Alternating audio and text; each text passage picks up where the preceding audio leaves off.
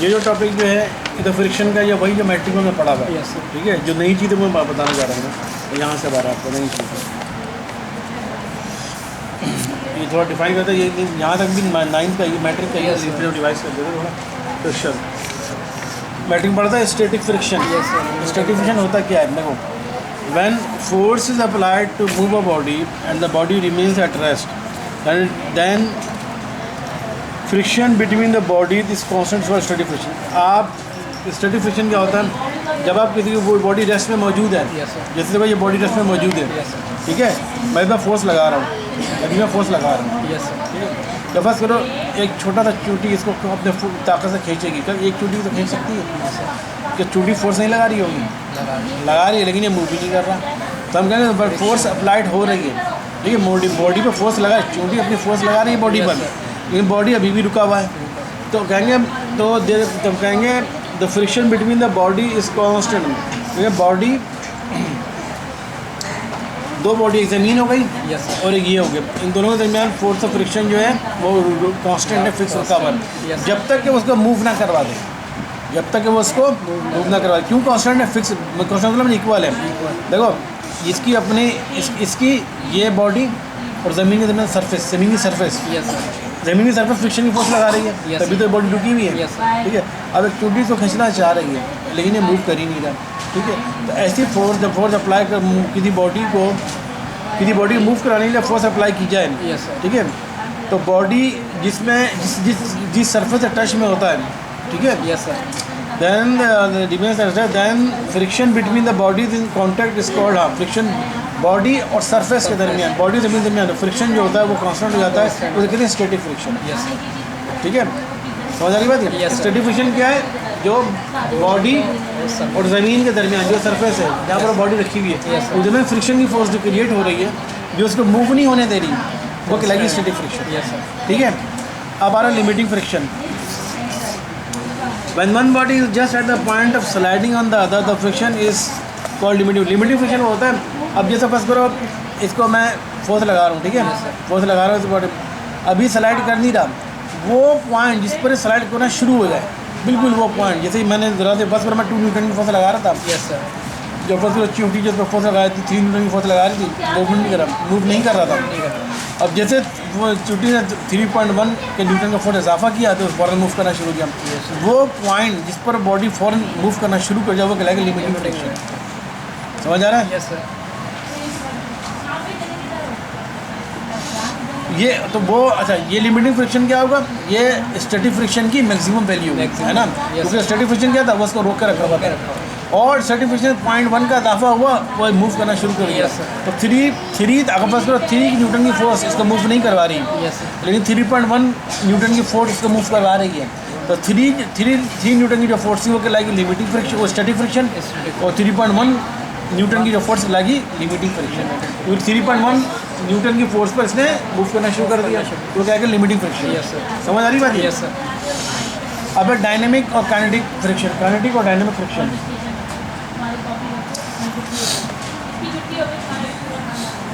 अच्छा, जब one body का, जब एक बॉडी दूसरे बॉडी में स्लाइड कर रही हो, अब बस में मैंने इसको खींचा और ये या मैं फोर्स लगा, ये तो स्लाइड करना शुरू हो गया। Yes sir. बॉडी स्लाइड कर रही है, तो जब कोई बॉडी स्लाइड कर रही होती है तो सरफेस से उसमें फ्रिक्शन की फोर्स लग रही होती है,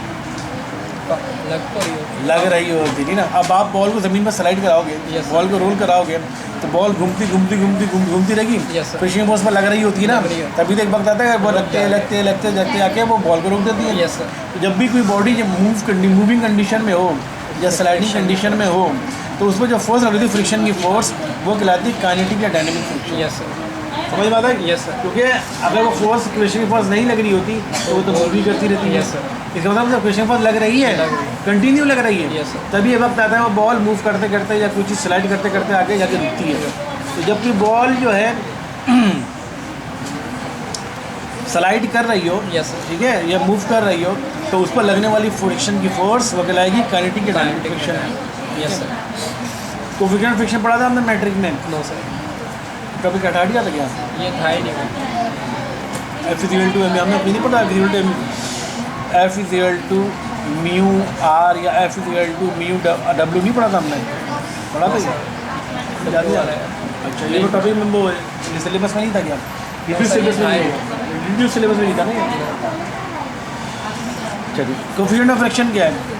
ये असल के मैट्रिक का टॉपिक है, Yes. बता रहा हूँ। The ratio of limiting friction to the normal reaction acting between two surface in contact is called the coefficient of limiting friction, usually denoted by mu, because its units it has no units, क्योंकि दोनों हैं।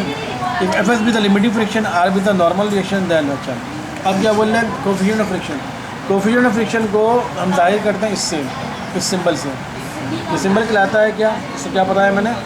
Mu. इसी को unit नहीं होती। ये coefficient of friction कहलाता है, ये सिंबल नहीं किया। यस सर, ये सिंबल क्या कहलाता है? Coefficient of coefficient of friction. ठीक है, ये किसके बराबर होता है? Fs अपॉन R के बराबर होता है। Fs क्या होता है आपका? ये लिमिटिंग फ्रिक्शन। ठीक है, लिमिटिंग फ्रिक्शन। Yes, sir. और R क्या होता है? वो रिएक्शन का। जबकि बॉडी ज़मीन पर रखी होती है, ज़मीन बॉडी पर रिएक्शन करेगी। यस सर, लिमिटिंग फ्रिक्शन, ठीक है, लिमिटिंग फ्रिक्शन और रिएक्शन के दरमियान जो रेशो है, Yes, sir. वो कहलाता है आपका कोफिशिएंट ऑफ फ्रिक्शन। कोफिशिएंट। समझ आ रही बात? यस सर, Fs क्या है? Limiting friction. Limited friction. R क्या है? रिएक्शन की फोर्स। Reaction. जब भी बॉडी ज़मीन पर रखते हैं तो बॉडी ज़मीन बॉडी पर रिएक्शन की फोर्स लगाती है यस ना। सर, रिएक्शन की फोर्स और लिमिटिंग फ्रिक्शन। लिमिटिंग फ्रिक्शन समझ में आता है? Limiting Yes, friction, limiting friction और रिएक्शन की फोर्स के दरमियान जो रेशो होता है उसे कहते हैं coefficient of friction. Coefficient.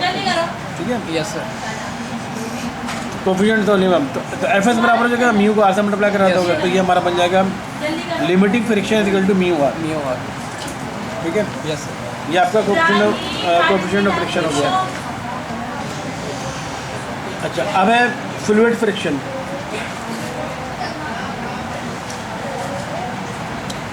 Fluid friction क्या है?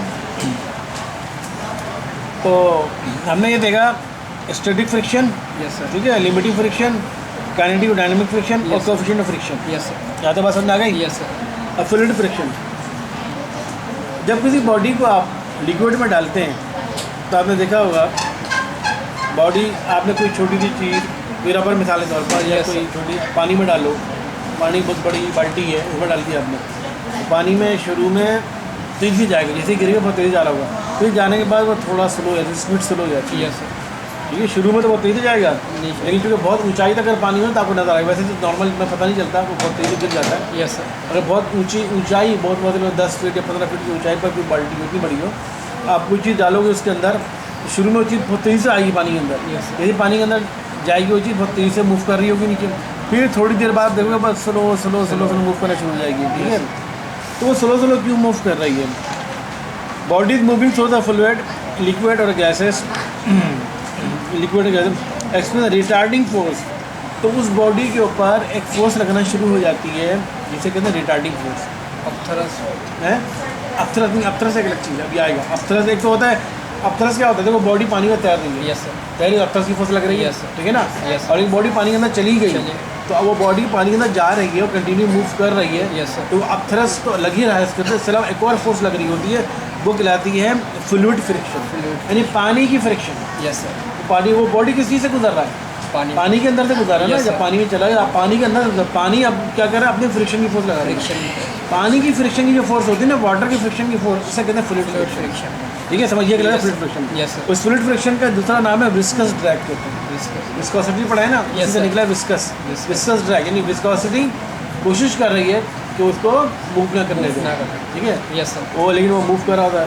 तो पानी की जो फ्रिक्शन की फोर्स है, क्योंकि बॉडी पानी से गुजर रहा है, यस सर, अब कोई बॉडी सरफेस से गुजर रहा होता है, जैसे मैंने बॉल को ज़मीन पर Yes, sir. रोल कर रहा हूँ, तो ज़मीन, बॉल और ज़मीन आपस में टच है ना, टच, बॉल इस पर कौन सी सरफेस से गुजर रहा है? ज़मीन से गुजर रहा है, ज़मीन से। ज़मीन फ्रिक्शन की फोर्स लगा रही है। Yes, sir. लेकिन इसी तरह जब कोई बॉल को पानी में गुजारा हुआ तो पानी पानी से गुजारना है, तो पानी भी अपनी फ्रिक्शन की फोर्स लगा रहा Yes, होता sir. है। पानी जो फ्रिक्शन की फोर्स लगा रहा होता है उससे कहते हैं फ्लूइड फ्रिक्शन।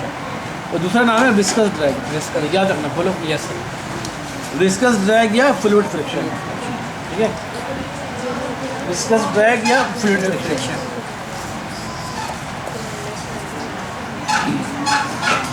समझ में आई बात ये? यस सर, विस्कस ड्रैग या फ्लूइड। विस्कस ड्रैग क्या होता है या फ्लूइड फ्रिक्शन क्या होता है?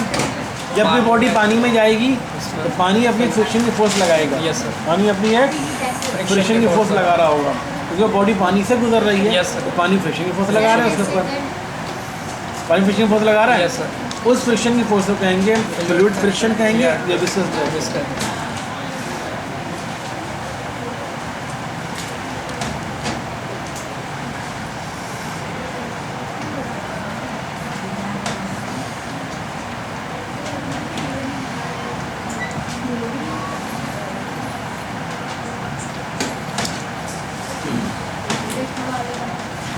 उस फ्लूइड फ्रिक्शन को या विस्कस ड्रैग को उसने जाहिर किया है कैपिटल एफ, ठीक है। कैपिटल है। अब जो साइंटिस्ट था स्ट्रोक, ठीक है, उसने स्टडी किया, उसने क्या किया, छोटे छोटे स्फेयर लिए, बड़े नहीं, छोटे छोटे स्फेयर, छोटे स्फेयर समझते हो ना, यस सर। मेटालिक बॉब जिसे कहते हैं, छोटे Yes. छोटे मेटालिक बॉब लिए, उसको उसने पानी में से गुजारा, ठीक है। तो उसने देखा कि विस्कस ड्रैग का क्या असर होता है। तो उसने देखा कि उसने एक फार्मूला बनाया, ये फार्मूला उसने बनाया। उसने जो विस्कस ड्रैग होता है ना, यस सर। जिसे फ्लूइड फ्रिक्शन कह रहा है, वो इसके बराबर से वैल्यू निकाल दी, पूरा फार्मूला बना दिया। Yes sir. F equal to 6 pi, ये हमारा क्या आएगा, ईटा आर, अभी हमने पढ़ा ना ईटा, Yes, sir. विस्कोसिटी होती है, Yes, sir. ठीक है ना, विस्कोसिटी पढ़ा ना अभी हमने, यस सर। ईटा आर और वी। उसने क्या लिया, एक छोटे छोटे स्फेयर लिए, स्मॉल स्फेयर्स लिए, यस सर। ठीक है, कौन सी बॉडी ली, स्फेयर्स ली। इसके उसको पानी में जब उसने मूव करवाया, जब Yes, sir. पानी टप में डाला, तो उसने देखा वो उसने फ्लूइड फ्रिक्शन की उसने वैल्यू निकालना चाहिए।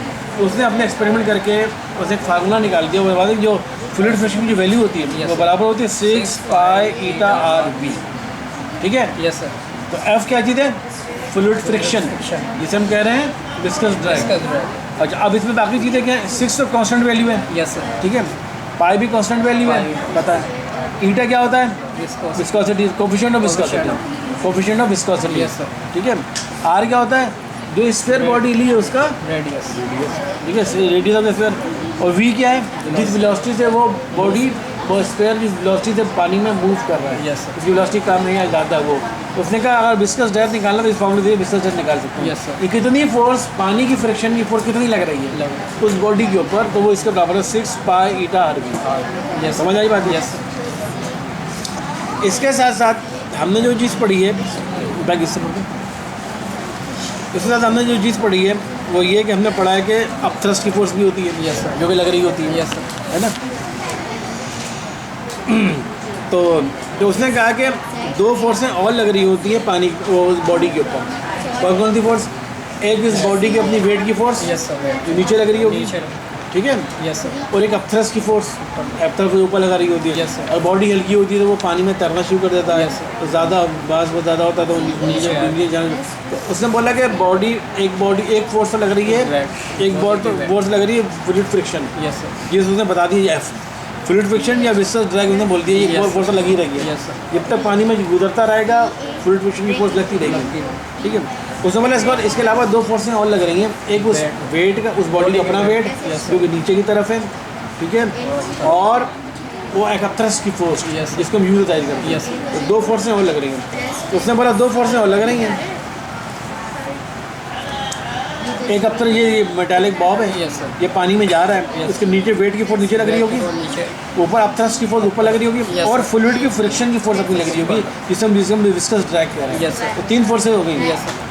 एक वेट की फोर्स नीचे लग रही है, ठीक है, एक अपथ्रस्ट की फोर्स ऊपर लग रही है, Yes, sir. और ये कौन सा Fluid friction. फ्लूइड फ्रिक्शन है, क्योंकि पानी से गुजर रहा था, पानी की अपनी फ्रिक्शन की फोर्स लग रही Yes, है जो कि इसके बराबर है, ठीक है।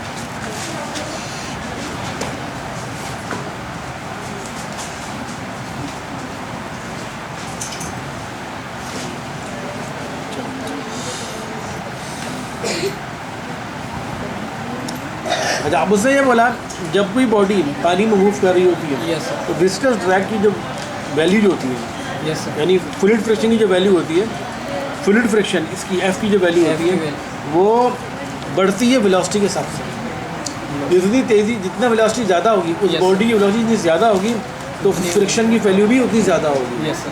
वो वेलोसिटी जितनी कम होगी तो फ्रिक्शन की वैल्यू भी उतनी कम कम होगी, ठीक है। एक चीज़ ने बताई। यस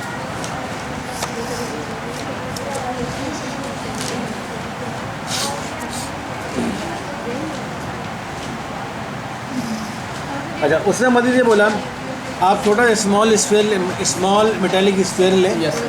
ठीक है, उसको पानी में गिरने दें, पानी की बाल्टी में डाल दें। Yes sir.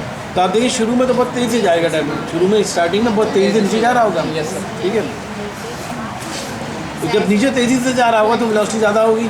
Yes sir. तेज़ी जा रहा है ना वेलोसिटी ज़्यादा, तो वेलोसिटी ज़्यादा होती है तो कौन सी फोर्स, फ्लूइड फ्रिक्शन की फोर्स भी बढ़ रही होगी।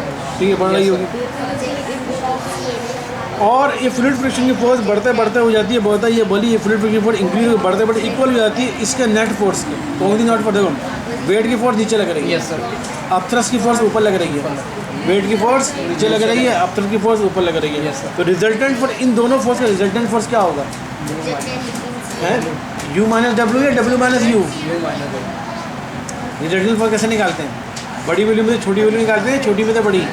बड़ी तो बड़ी कौन सी है, बॉडी कहाँ मूव कर रही है, नीचे मूव कर रही है ऊपर मूव कर रही है, नीचे। तो बड़ी वैल्यू कौन सी है, डब्ल्यू की वही ना। Yes, sir. डब्ल्यू ज़्यादा है तो बॉडी नीचे मूव, अगर बस और अपथ्रस्ट की फोर्स ज़्यादा होती तो बॉडी ऊपर मूव करती ना। Yes, sir. तो बड़ी वैल्यू कौन सी है, W. डब्ल्यू। अपथ्रस्ट की फोर्स कौन सी है, छोटी। तो उसने बोला ये जो Net. फ्लूइड फ्रिक्शन की जो फोर्स है यस सर। ये शुरू में तो बहुत तेज़ होगी, ये जब वेलोसिटी ज़्यादा होगी। Yes, sir. जब बॉडी पानी में जाती है ना उसकी वेलोसिटी शुरू में बहुत तेज़ होती है, लेकिन फिर जाने के बाद फिर वो स्लो हो जाती है, फिर स्लो फिर एक कांस्टेंट स्पीड चलना मूव करना शुरू होती है। तो उसने बोला शुरू में फ्लूइड फ्रिक्शन की वैल्यू तो ज़्यादा होगी, लेकिन थोड़ी देर बाद, ठीक है, यस सर। वो इक्वल हो जाएगी किसके, इन दोनों फोर्सेस के नेट Net फोर्सेस के। डब्ल्यू माइनस यू क्या है, नेट फोर्स निकल के। Yes, sir. नेट फोर्स क्या होगी, बड़ी फोर्स माइनस छोटी force. Yes, sir. W minus you कर देंगे तो वो नेट फोर्स निकलेगी। Yes, sir. तो अब बोला फ्लूइड फ्रिक्शन की force Equal. W minus you के यानी कि नेट फोर्स के इक्वल हो जाएगी।